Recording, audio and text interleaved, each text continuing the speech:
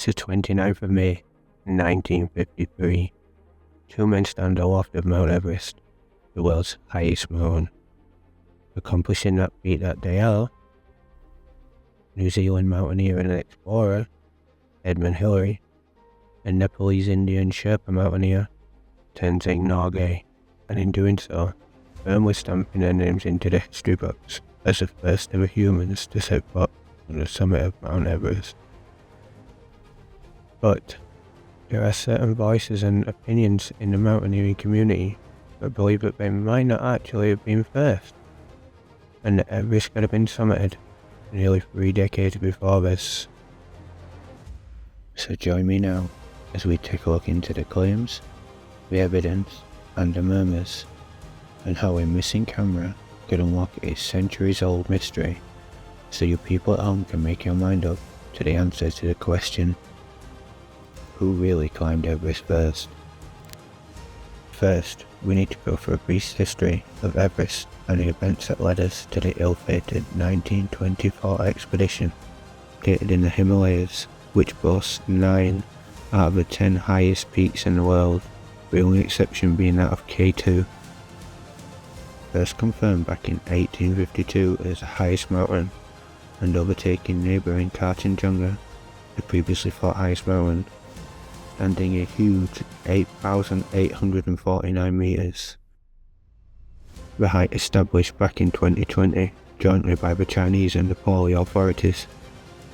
First expedition to Everest was by the British in 1922, a reconnaissance mission reaching around 7,000 metres, followed up by a second expedition in 1923 reaching around 8,320 metres.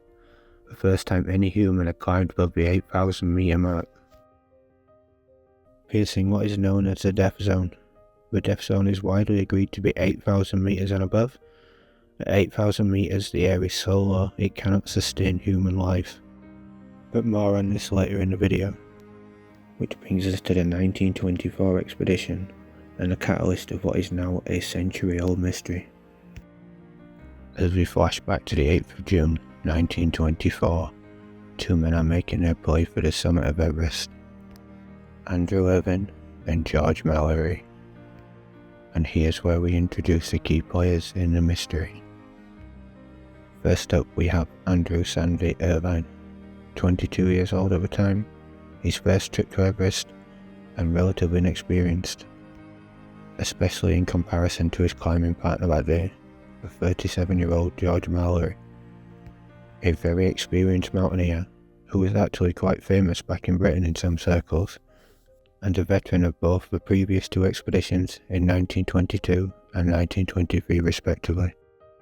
If you've never heard of Mallory, you may just have heard of his most famous quote.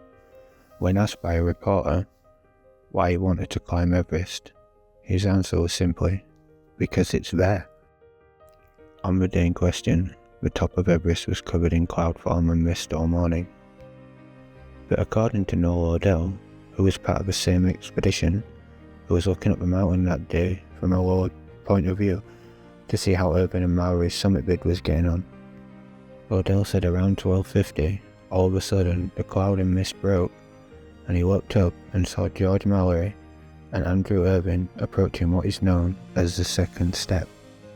The second step is regarded as the last big obstacle in the way of their approach to the summit.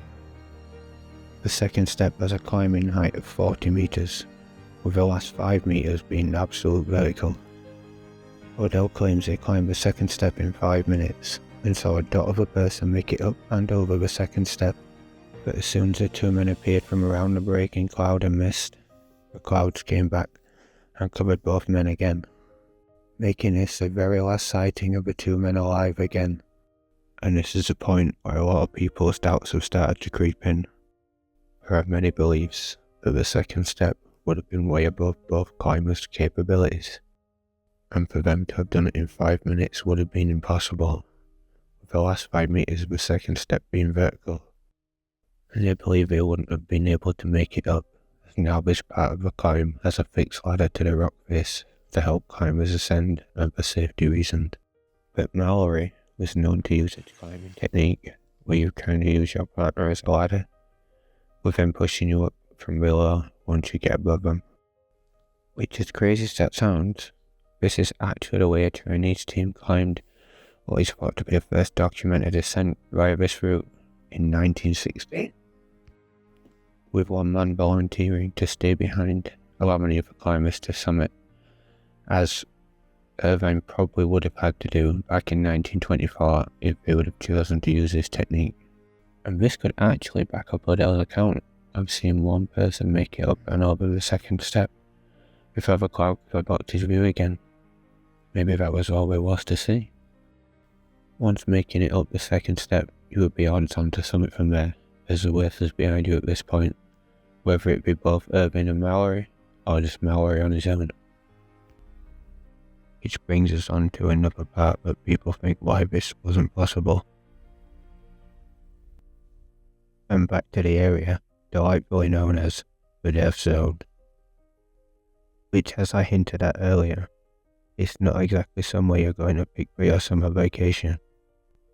Especially when summer temperatures on Everest drop between -18 and -20, and in winter drop to as low as -36.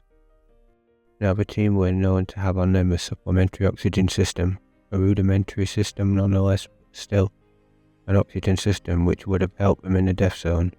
It is actually thought that the problem we would have had would have been the clothing used at the time.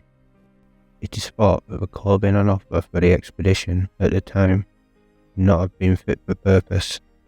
With technology moving on a great deal since 1924, with modern climbers choosing to use down-filled suits which are thought to be way better than the 1924 counterparts.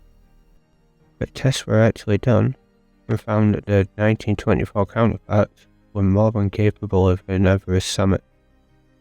But I think at this point, there is no doubt that unfortunately both men lost their lives on the mountain that day. And over the years, quite a few climbers reporting sightings of Mallory and Irvine's body, with one recollection by a Chinese climber called Wang Hongbao in 1979, or sat around the campfire sharing stories about Everest. Wang Hongbao said that 4 years earlier, in 1975, on a previous trip to Everest, he left Camp 6 for a walk, and after being gone for a little while, he claimed he found an old English dead around 8,100 metres, coming to this conclusion on account of the vintage clothes he was wearing. Unfortunately, no other questions could be asked, as he died the very next day in an avalanche.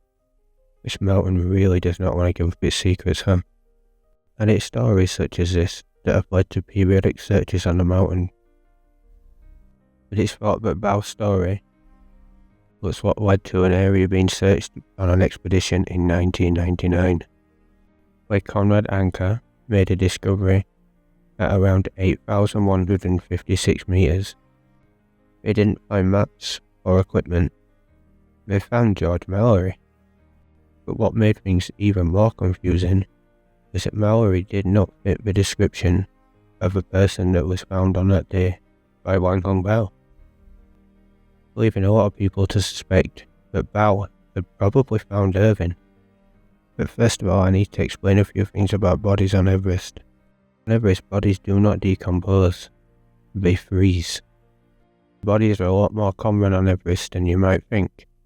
Over 300 people have died on Everest, with I believe 200 still remaining on the mountain, with some of the most commonly known bodies on Everest being, and I'm probably going to butcher this, so apologies in advance, but Frances Arsenteev, also known as Sleeping Beauty, as well as Green Boots, who nobody is actually certain of the identity of, but is commonly thought to be Sewang Palio, with the latter, Green Boots, actually being used as a landmark on the mountain.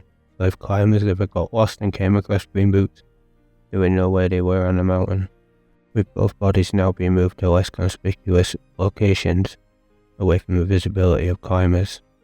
Now back to Mallory. Mallory's body was very well preserved, given that it had been on the mountain for the best part of 75 years.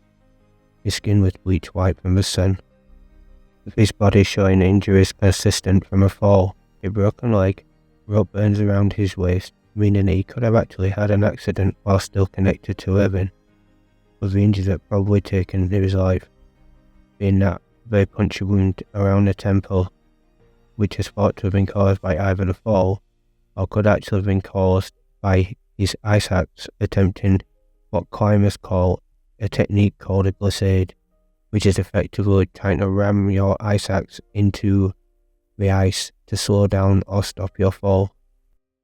Now, I'm sure, as you can imagine, the discovery of Mallory's body on Everest was absolutely huge news, with this giving up clues as to Mallory's final moments on Everest and finally giving the location of him after 75 years. But as well as giving up clues, it also asks some questions too.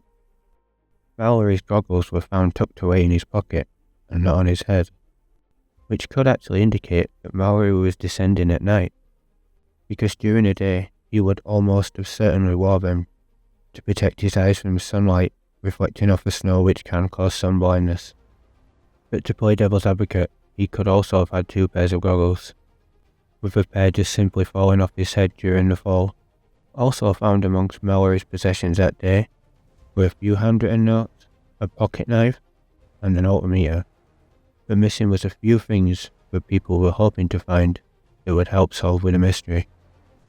Well, you see, Mallory's relatives claimed he took a picture of his wife with him, intending it to leave on top of a mountain if he should summit, which wasn't found upon him, or even in his possessions that were left back in camp decades before, which could indicate that Mallory had left it on top of the mountain, or at the same time it could have fallen out of his pocket during the fall.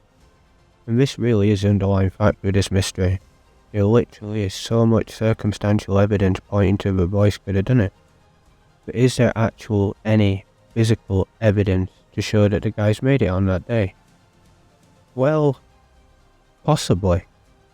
Because not only was the picture of Mallory's wife not found, but something else was missing too. A camera. It is thought that Mallory and Irvine carried with them on that day a vest pocket Kodak camera to document the climb. Most people's opinion is actually that the camera would have been with Irvine, as he was considered much more competent behind the camera than Mallory, and it wasn't found amongst Mallory's possessions back in camp. And now, as crazy as this is going to sound, experts at Kodak believe if the camera is ever found, due to how it's made, there is a high chance the film could still be successfully developed, with them even writing up detailed instructions of how to handle a camera, should it be found, and maybe giving up physical evidence to bring the mystery to a close.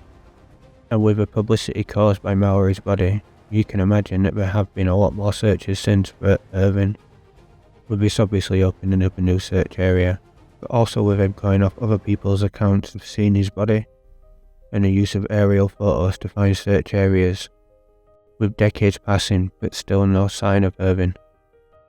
Which leads us on to a few conspiracy theories, and here's where we have to break out real editors, because I don't want China coming after me.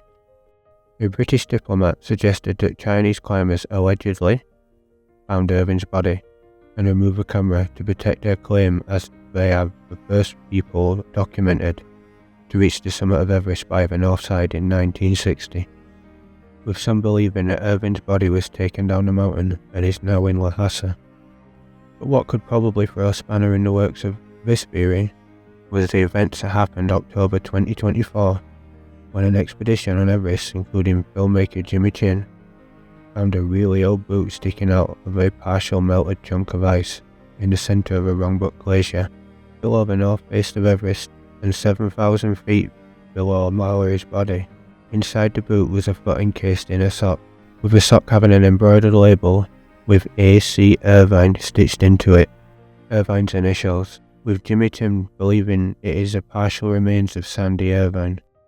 You know, ever since I found out about this story, it's always fascinated me. It's why really I wanted to make a video on it. There are so many little indications and clues that they just might have done this, but at the same time there is no physical evidence that they actually have. Not at least until the discovery of that camera and the successful development of that film. But if or until that day comes, Edmund Hillary and Tenzing Norgay are rightly in the history books as the first ever documented summit of Mount Everest. But let us not be mistaken.